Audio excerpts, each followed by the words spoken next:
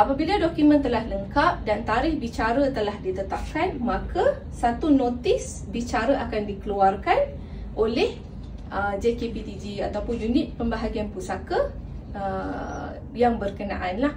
Jadi notis tu kita panggil notis borang D yang mereka akan keluarkan.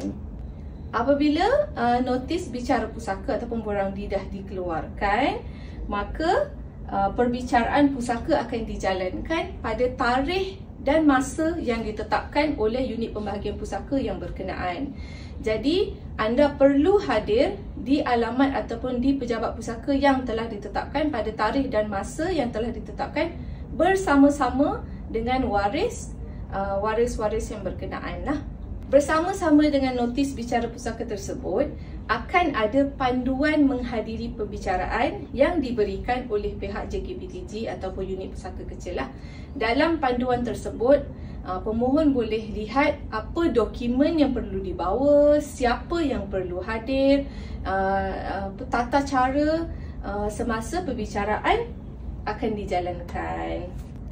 Semasa bicara dijalankan, waris-waris yang hadir perlu mengemukakan penyataan sebagaimana yang ditanya oleh pegawai pembahagian pusaka. Selepas perbicaraan selesai, pihak JKPTG ataupun unit pembahagian pusaka akan menghantar invoice, iaitu invoice bayaran perintah kepada pemohon melalui sistem MyLand. Jadi, pembayaran perintah pun perlu dibuat secara atas talian melalui sistem MyLand juga.